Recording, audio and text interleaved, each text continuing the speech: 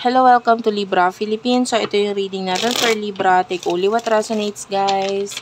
Hindi po ito magre-resonate sa lahat kasi hindi to normal. Hindi to normal yun. Hindi magre-resonate sa lahat at hindi ito personal reading. Kung gusto mo, pwede ka magpa-personal reading kay Jing Tarot Reader. At saka nga pala, malapit na birthday niya Sa October, magbibigay siya ng 20 na maswerteng mabibigyan ng free reading.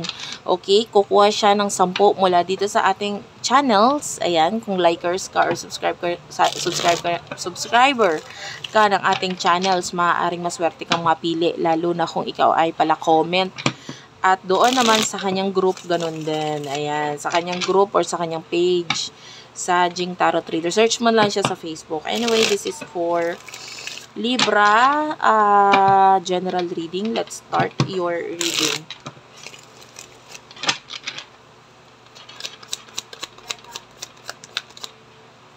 You do have the Devil, the Ace of Coins, and the 9 of Swords, okay.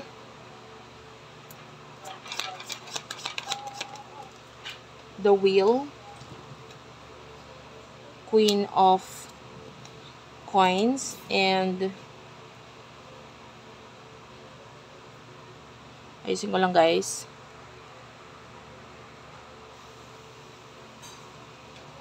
Palace of Coins. Two of Swords, and the Three of Cups.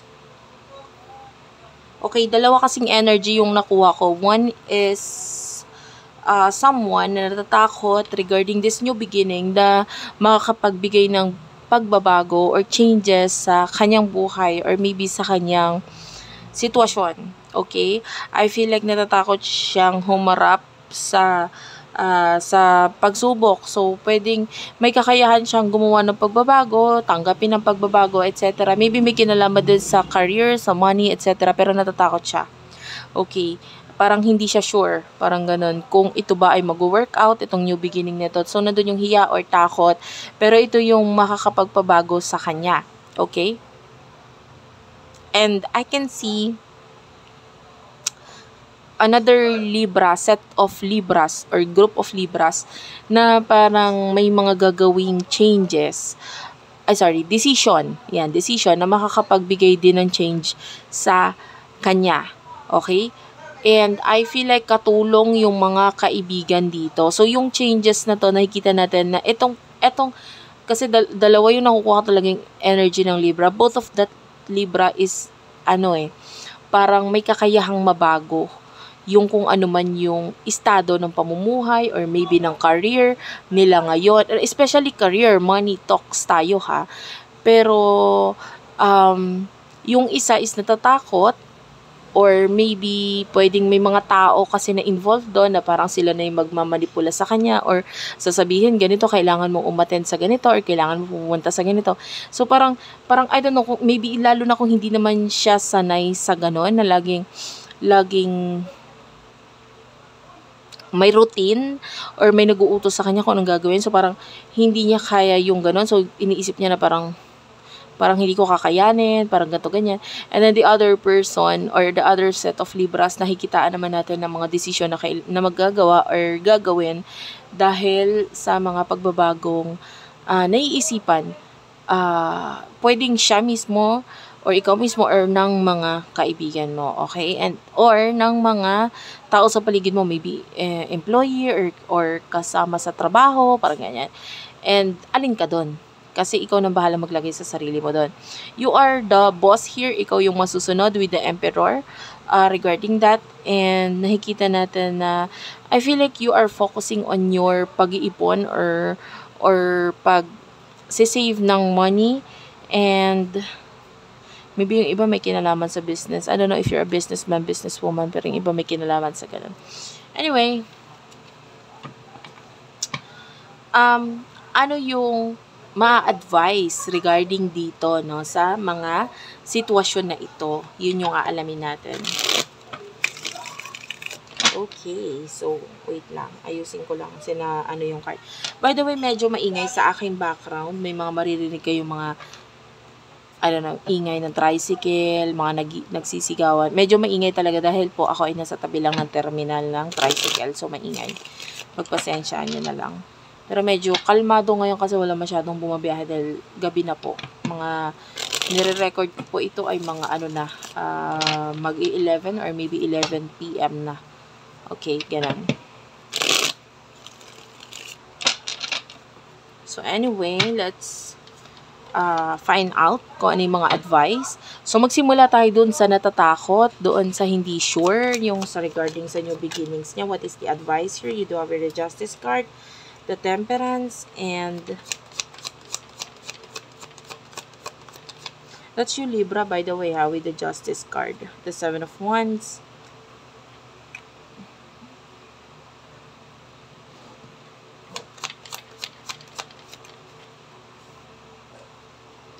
and the 2 of Wands. Okay, at the bottom of the deck, you do have the Strength card, Leo energy. Okay, nakikita nating advice sa'yo, kailangan maliwanag yung isip mo, yung utak mo. Okay, you do have the Justice card, kailangan mo munang alamin yung totoo. Okay, pwedeng ng mga ibang tao or ng mga tao na involved dito. And then, meron kang mga bagay na kailangan tanggalin or tapusin or maybe yung mga bagay na hinihintay mo na alam mo namang hindi nagwo-workout para sa'yo. Kailangan, I feel like you are a really patient person. So, mahaba ang pasensya mo, marunong ka maghintay, etc. etc. So, yung paghihintay regarding dyan, kailangan mo tanggalin yan. Okay? You do have the 7 of Wands.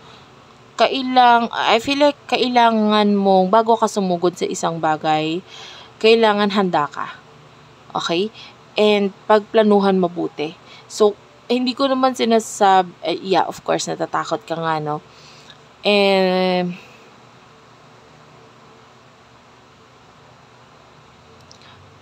kasi sa nakikita natin, yung new beginning na yon, hindi naman siya kailangan simulan or gawain. Like, just be true to yourself. Alam mo sa sarili mo kung hindi uubra, kung hindi kaya, at magiging complicated. Okay? And, isa lang kasi yung pwede mong tahakin na road, no? Nakikita natin kung alin yung mas best for you, yun yung tahakin mo. Kasi hindi ka pwedeng, katulad nito, no? This is like the 2 doors for you. Maybe these are opportunities, career, or whatever. Hindi ka pwede pumasok sa parehong pinto eh. Alin lang yung kaya mo? Alin yung gusto mo? Alin yung magiging masaya ka? Be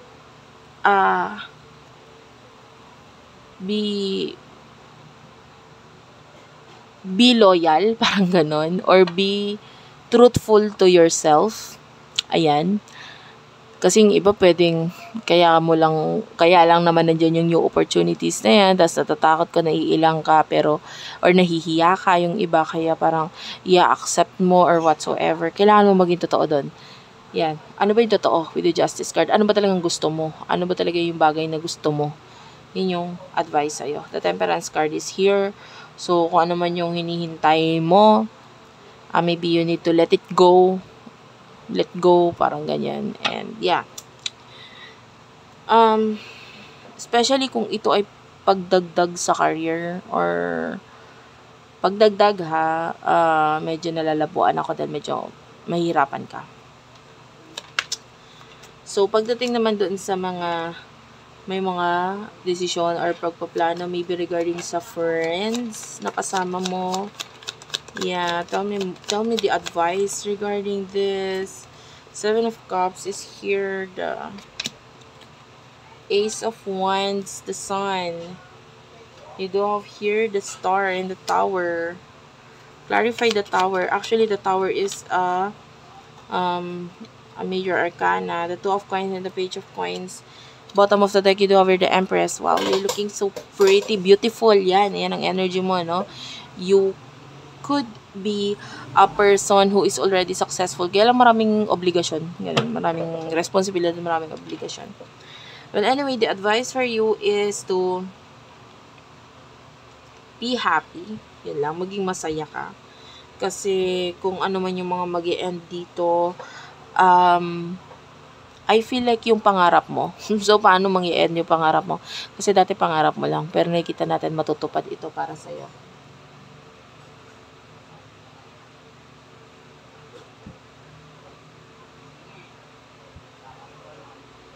Ano no, natigilan ako kasi I just heard, anong tawag dito?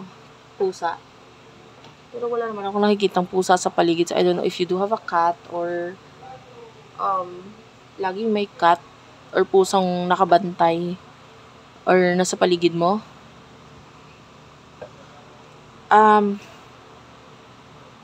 I feel like may message yun. Gusto ko lang alamin.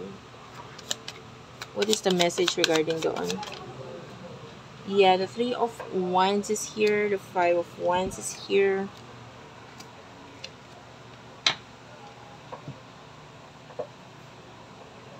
You are very, these are the people na parang may inggit sa'yo eh. Nakatingin sa'yo, nakatingin sa success mo, nakatingin sa kung ano yung, alam mo yun, may inggit, gusto nila bumagsak ka, kinakalaban ka nila. These are like people na nakabantay sa'yo, na parang gusto nila bumagsak ka, umano ka.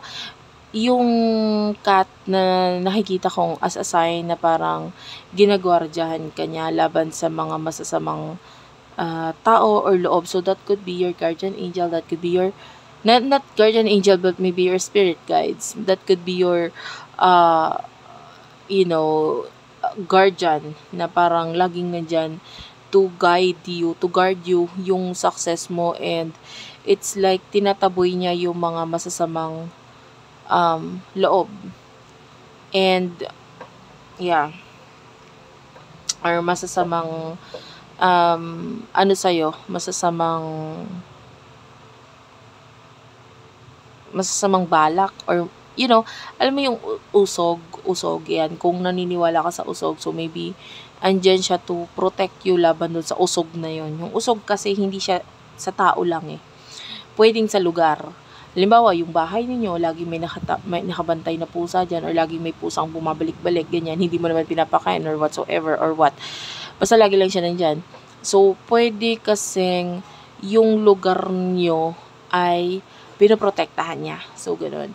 Laban sa mga masasamang tingin ng iba. Okay? So, hindi man ikaw particularly ang nauusog, pwedeng yung business or yung bahay. Pwedeng ganun. Yung lugar na yon nauusog.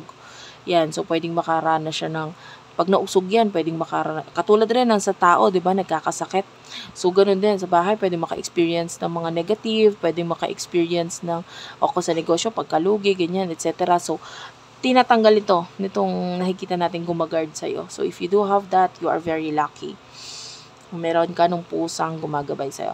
So, anyway, the way I see this, malapit na matapos yung pangarap mo. So, ang ibig sabihin nun is maa-achieve mo na kung ano man ito. So, I can see goals na maa-achieve mo, pangarap na maa-achieve mo, na dati pangarap mo lang ngayon maabot mo na siya, napakalapit na siya sa'yo. And not only one, but I can see 2 na pangarap na maa-achieve mo. Ano ba yun?